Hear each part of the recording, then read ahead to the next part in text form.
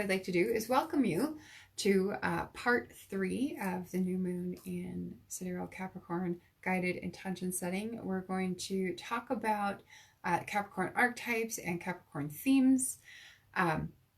This is kind of a fun one for me just because it is so personal. I just had my birthday, but I did spend a little bit extra time with this today, trying of exploring some new ways that we can approach moving into Capricorn energy and using Capricorn energy that are ways that we haven't really looked at before on the broadcast. So it was kind of fun and creative in that way. And creativity is actually one of the things that came up while I was doing some of this work earlier today. So what is Capricorn? Capricorn is cardinal earth, right? Capricorn is feminine, is symbolized by the constellation of the goatfish, right? Capricorn, the goat, it can scale heights that no other animal is capable of reaching, right? That's one of the signatures of Capricorn. And Capricorn, the goat fish, swims in the waters of creation, right? So as a cardinal sign, Capricorn represents the entrepreneur, right? The doer, the builder. It's expressing an active principle through a focus on results, end results, the final results. Begin with the end in mind, as Stephen Covey would put it, right? So this is an expression of her position as the final sign in the Earth series, right? And as Earth, Capricorn is grounded. Capricorn is steady. Capricorn is enduring, expressing the principle of time, right? As feminine, Capricorn is both generative and resilient. So this expresses the feminine principle of creativity through the sacred act of giving birth to manifest potential into the physical world, usually after a long process of nurturing development and sustained effort, right? So the 10th house is where you give birth to something into the world, rather than giving birth to something into the family, which is what we might do in the 4th house, opposite the 10th, right? Which is, of course, ruled by Cancer, symbolizing the mother, Cancer, the sign of the nurturer, right? So this is a feminine energy, has very much to do with the creative principle, nurturing on one hand and providing for, caretaking on the other hand. These are shared responsibilities between Cancer and Capricorn, right? And responsibility, as we know, is a big theme of Capricorn energy, right? So the Capricorn archetype, this is the archetype of the builder, the archetype of the achiever, the administrator, right? Someone who can run things, who can organize and orchestrate the activities of others, potentially. Capricorn is the wisdom that comes with experience and culminates in success and recognition. So Capricorn energy is very much descriptive of a process in that sense. Capricorn is also the old soul. It's the mentor. It's the voice of experience, right? As the natural ruler of the 10th house, represents usually one of the parents, often the father, and it occupies the highest point in the natural chart. So when I say the natural chart, I mean the natural zodiac. If you had Aries rising as your first house, Capricorn occupies the 10th house, the highest point in the chart, right? Representing the culmination, really, of all the efforts, all the sacrifices, all the lessons, all the experience, and all the wisdom accumulated on the journey through the first 9 houses, right? So in this sense, Capricorn is about what comes after. And as such, it represents both rewards and consequences, right? Accolades and punishments, right? It represents fame and notoriety, reputation and status, okay? Now, Capricorn is ruled by Saturn. Saturn is an expression of Chronos, right? This invokes father time. Saturn is in exaltation in Libra, and in that position can don the role of judge and point to where our responsibilities lie. So we can look to Libra for clues as to what Saturn ultimately wants to steer us towards, an exalted state, right? So Capricorn really points to our ambitions, where we're committed to seeing things through to the very end. Capricorn teaches us that when we steadfastly pursue our highest ambition with perseverance, with self-discipline, that we can tap into our full potential. We can reach heights of achievement and earn recognition and accolades for our efforts. That's what Capricorn's lesson is. Capricorn teaches us that hard work beats talent when talent doesn't work hard, right? Talent, therefore, is a foundation upon which to begin building, or a material to be woven into the structure of success, but it's not success itself, right? So we were talking about this last week in Flourish with Sarah Soul, where I am a business development advisor and personal development advisor. And I recently gave a presentation about fixed mindset versus growth mindset and how each of these two mindsets perceive failure differently, right? Failure being the opposite of success, right? Failure would be the bottom of the chart versus success at the top of the chart, if you want to look at it that way, right? So each of these two mindsets see failure in a different way. The fixed mindset internalizes failure and sees it as a reflection of their own worth and character. I failed, therefore I must be a failure, right? Growth mindset sees failure as the result of an experiment. Growth mindset is more, if at first you don't succeed, try again, right? A growth mindset person sees a failed attempt as a teachable moment. And this is kind of what I want to key into here as it's relevant to Saturn. A growth mindset person sees failure as a teachable moment, learns what they can from the experience, makes whatever adjustments or corrections are necessary, and keeps going, right? Teachable moments are what Saturn, Capricorn's ruler, is all about. What can you learn? What's the lesson? Okay, so I would encourage you, let this new moon be a reminder to focus on the lesson, right? The lesson is what's really important. And the lesson is what you carry with you. So we often say that during a Saturn transit, because he takes roughly 2.5 years to transit each sign, and he's about to change signs. Right now, Sagittarius have been the folks, Sagittarius Sun, Sagittarius Rising, these are the folks who've been dealing with the hassles of Saturn most personally over the last 2.5 years or so. And he's about to move signs into Capricorn. And so Capricorn Sun folks, Capricorn Rising, will feel the brunt of Saturn's shift in signs. But what we often tell you as astrologers is that Saturn's there to teach you a lesson related to responsibility, to commitment, to hard work, to self-discipline, to limitations and overcoming obstacles in whatever house that falls in, whatever house he's currently transiting for you, right? And if you meet him where he's coming from and you do the work and you make the effort and you learn the lesson and you demonstrate that you have self-discipline, that you have what we call stick-to-itiveness, right?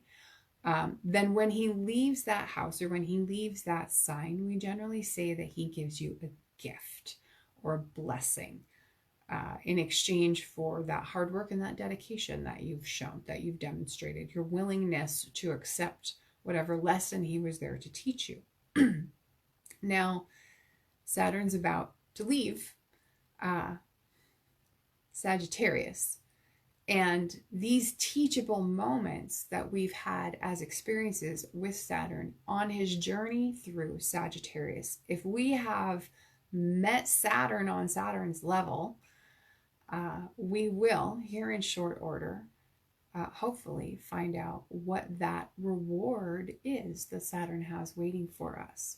However, with this being the new moon in Capricorn and Saturn about to make his shift into Capricorn before, right at month's end, I would encourage you also to consider setting an intention, a big one, to be open to and willing to learn whatever that lesson is that Saturn has for you while he moves through your Capricorn house.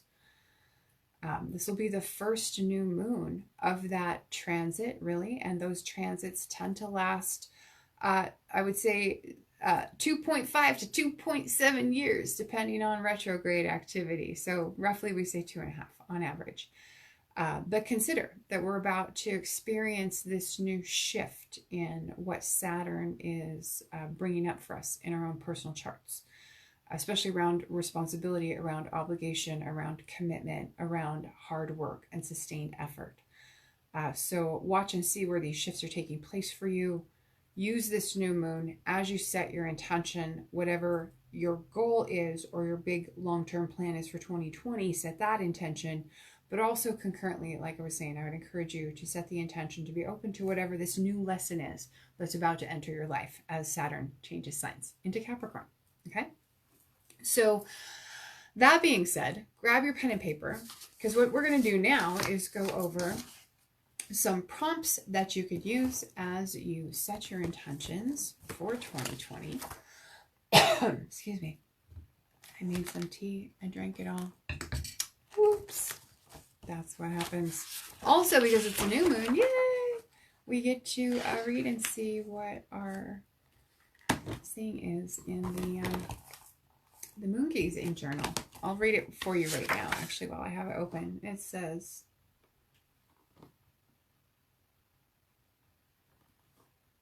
this is related to the waxing moon, is an ideal time to move or add new plants. Okay, so if you need to add plants to a bed or a garden, or if you need to transplant them or move them, the waxing moon is the time to do it. Got it? There you go. So grabbing your pen and paper, getting prepared to set intentions for a significant new moon right at the start of the year. What is your goal? What is it that you wish most to achieve in the house that Capricorn occupies in your sidereal natal chart? Spend a few moments tonight as we begin articulating that.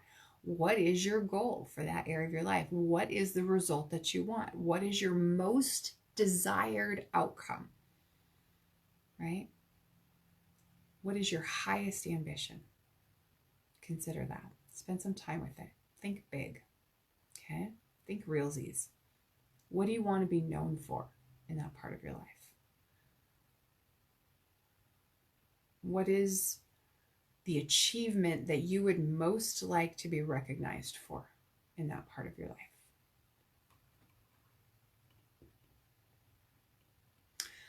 What fear do you need to overcome? Saturn rules our fears. And where you find him in your chart, in your natal chart, he can point to those fears. Okay? What do you need to do to face that fear? What's the next step? Or, conversely, consider what obstacles or limitations do you face in achieving that goal? If you've been after this goal for some time, what pattern of events keeps you from achieving it? What do you think the universe might be guiding you to learn through this repeated lesson? Commit to learning that lesson right now. Okay? It's in your highest good. Commit to learning that lesson right now. What's the next step? If you were to make that commitment, what's the next step you need to take to do that?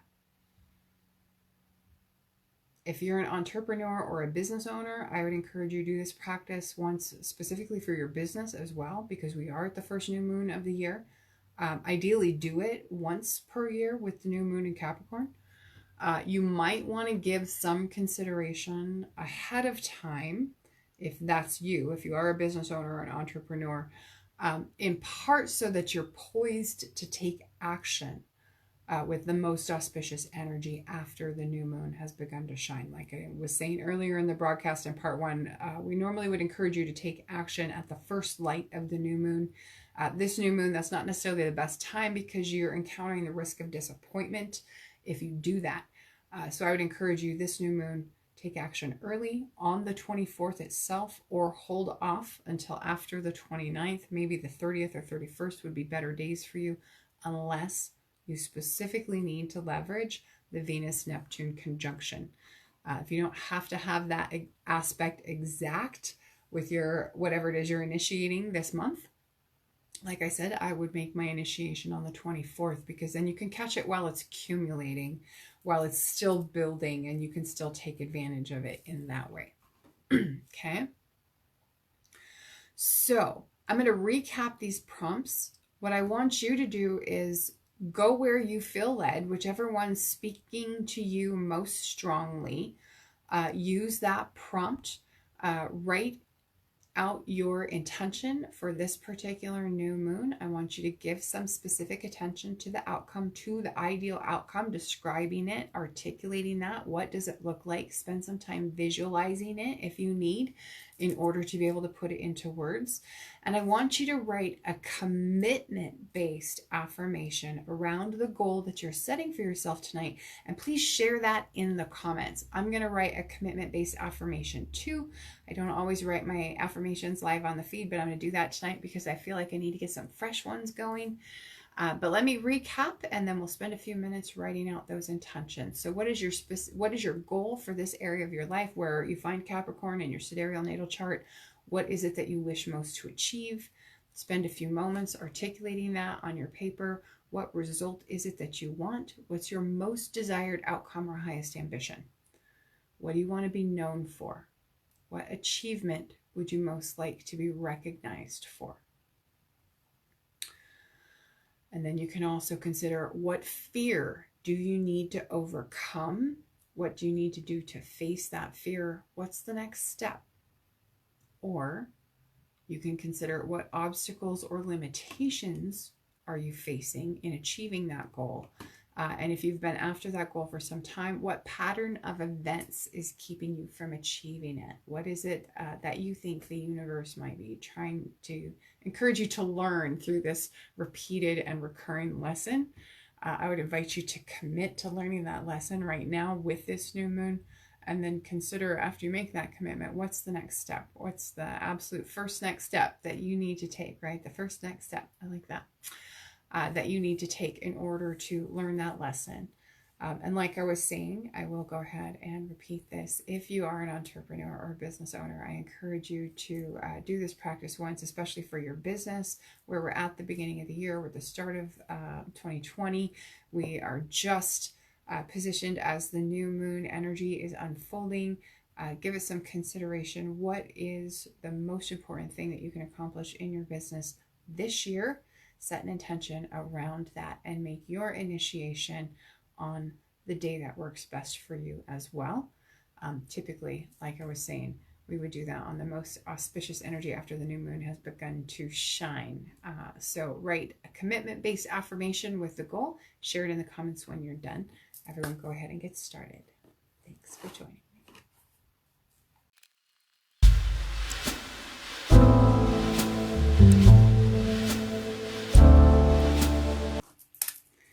Everybody done? If anyone needs more time, let me know in the comments. This is kind of big. I did 2 intentions, which is interesting. I'm going to have to think of 2 actions. And actually, one of them I've kind of already taken, in a sense. Some actions that I've been taking over the last few days. But let me jump into what I just wrote here for you. And then for those of you who are doing this practice while we're live, if you want to share in the comments on the live feed, that'd be wonderful. If you catch the replay, watching this on YouTube, go ahead and share your comments below as well. what it is you are setting your intention around today, making your initiation towards, and what your affirmation is that you're going to be using to help move you towards that goal. So for me, because I have Gemini rising, this is an 8th house new moon for me. And I'll probably go ahead and do it again for my sun sign because it is my birthday new moon.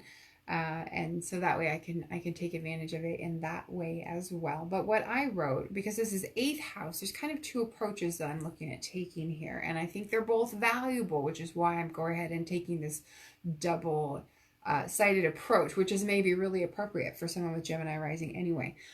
So I like that the 8th house has this whole financial component to it, right? This whole financial aspect. I've just come through, personally, I've come through a divorce. And when you go through kind of a major life change like that, it's a natural thing that something like your financial picture is going to also change and transform with it, right? As a result of either like a coming together, say you're getting married, now you're merging your financial efforts in some ways, versus a divorce is coming apart. But of course it's going to have a consequence, right? It's going to have an effect. And so what I did for my first intention that I'm setting is kind of approach it from that perspective, that now post-divorce, this is a whole completely different life. And I need to reconsider what does this financial picture look like? This is a whole completely different set of needs.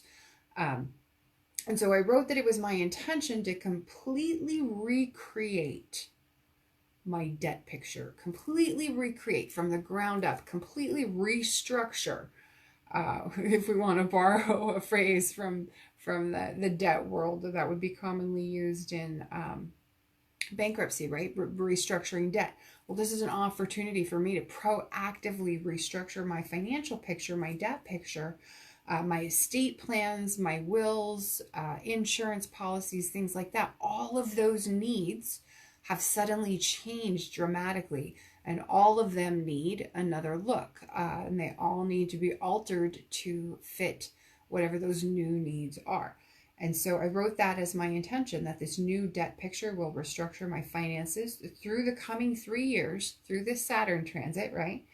To strategically eliminate debt, create and grow investment and retirement accounts, and outline my end of life wishes.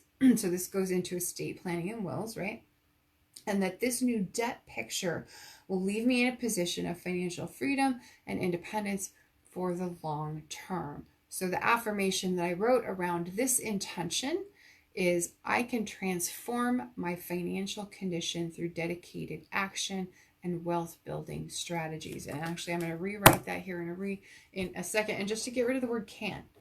And so now this affirmation says, I transform my financial condition through dedicated action and wealth building strategies.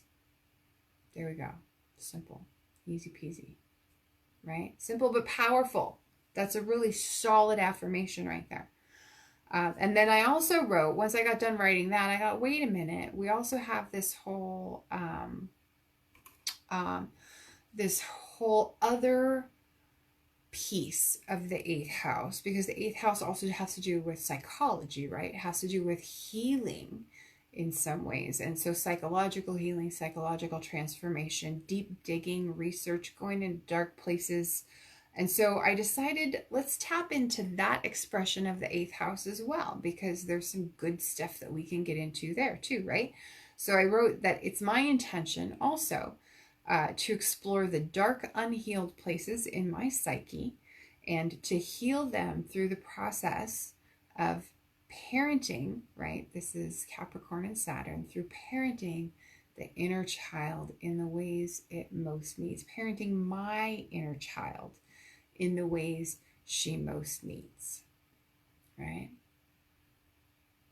And so the affirmation that I wrote for this intention is, health is my natural state. And that's really true. Not only physical health, the natural state of the human body, but mental and emotional health are the natural state of the human mind, right? And not all of us make it to adulthood in a complete state of mental or emotional health. And often it's through our most important relationships and our closest relationships, our most long-term committed relationships, that we really start uncovering what those unhealed wounds are. And so when you do go through some sort of crisis in your relationship, especially like I have, that can be a really good opportunity to turn things around, maybe do some navel gazing, have a look at what the skeletons are in your own closet and what your own demons are that you've been wrestling, and how those things have impacted the way that you show up in relationships and the way that you show up for other people. And so it can be a really significant time to kind of do some exploration and some conscious healing around those sorts of things when you have a major shift like that in your life, or like I said, a crisis point come up, which conjunctions can trigger those. And it's been, like I said, conjunction city this month. But thank you all for joining me in the broadcast. I don't see any affirmations in the comments at this point. However, that's fine. Keep them coming. If you don't have your affirmation written yet, if you want to come back and share it later, or if you're catching the replay, please do include your affirmation in the comments. And after I log off the broadcast, I'll go ahead and type mine into the comments as well. Let me see if there's anything else I need to go over with you all before we hop off. I do want to remind you, you can do this for your sun sign as well, and that may be a very good idea with it being the first new moon of the year, with all planets in the solar system in direct motion in support of your undertaking and your initiatives that you're about to begin with this new moon. So do it twice. That could be really, really good, but also could be really good because, like I was saying, it's the first it's like the new moon for the whole year. So take a look at what's your big thing that you want 2020 to be about for you, and make that the intention that you set with this new moon. And if you do that, there's a possibility that by the time you reach this point next year, you could be looking at a completely different life, a completely different scene, a completely different outcome than what you are looking at right now. Danielle says, funny how the news is very similar to this moon. Funny, not funny. Funny, but also to be expected, right? Because isn't that astrology? Isn't that just what we would expect to see because of how astrology works, the way things play out? But yes, it is very similar. The news is very similar to this new moon. I've been watching that and keeping my eye on it and kind of waiting for all the shoes to drop, because this isn't over yet. And it isn't over yet because of that big old Saturn-Pluto conjunction. And that Saturn-Pluto conjunction is a big pressure point on this new moon, because they're still in such close aspect to each other. And because Saturn's the ruler, right? So you can bank that power into whatever it is you start right now. And I would encourage you to do that.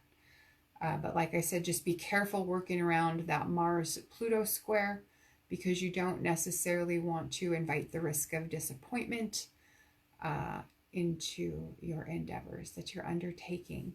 I don't necessarily have any big announcements or anything for you other than like and share the broadcast, subscribe to the YouTube channel if you haven't already, just because then you'll be sure to be notified whenever I upload a new video, because I don't always think of emailing you. Danielle says reputation and looking at the self. Exactly. That doesn't look right. Let me edit. Oh, can I edit that while I'm live? Oh, I can edit. Why does that look like I pasted it twice? I must have somehow pasted that twice. Anyway, that's the link for the YouTube channel. So if you're not a subscriber, I would encourage you to subscribe and hit the notification bell so you'll be notified every time I upload a YouTube video. I don't always have the time to get emails out in a timely fashion, both to remind you that a broadcast is coming up or to send you the link after the fact. So I just kind of want to give you that heads up. The best way to get notified whenever I upload or do a new broadcast is to subscribe to the YouTube channel, because I always upload these to YouTube, and then you'll always get your notification. Also, I would encourage you or invite you, either one, to visit the website mystickphysick.com/2020 and grab your 2020 Ultimate Astrological Planner. If you haven't ordered one yet, it's not too late. Some changes for this year. So I added a color coding for the new and full moon so that they're easier to kind of pick out when you're looking at a month. This is my planner. I'll show you. Mine has these handy dandy monthly tabs to make it easy to flip to the month. And you can order those through the website too if you want to get monthly tabs for your planner. But you can see here for January, I have the full and the new moons color coded. It's almost kind of like a purplish color. So that's a new change for this year. Another two other major changes for this year's planner is you can order it customized to your time zone. Now, I don't have that feature rolled out on the website yet, so if you need it customized, these are by default Eastern Standard Time. If you need a different time zone, let me know when you place your order. I'll have to invoice you. There's a small additional fee to customize the time zone, but you can have it customized to your time zone. And then the other change, there's no additional fee for this one, but I just want to throw it out there too because it's also not yet been updated on the website. But the planners are available in Lahiri Ayanamsha now. So if you practice sidereal, Western sidereal astrology, but you don't use the Fagan Bradley Ayanamsha, you can use Lahiri, which is also very, very popular. So if you prefer the Lahiri, they are different by about 53 minutes of arc. So if you have a preference for the Lahiri and you want that, go ahead and make your order for the sidereal, but let me know in the comments at checkout that you want the Lahiri Ayanamsha, and I will make that correction for you. And then also, for those of you who might not be aware, so these planners are available in just about any format that you could possibly want. They come in a disc-bound option so that you can completely customize your planner layout and just refill the inside pages year after year if that's your preference, if you like having a custom planner or if you really like the disc-bound systems. I think they're awesome because they're super customizable, super personalizable, but it also comes in a comb-bound and it also comes in a centerfold, like a slimline executive planner, and I don't think I have one handy to show you, unfortunately.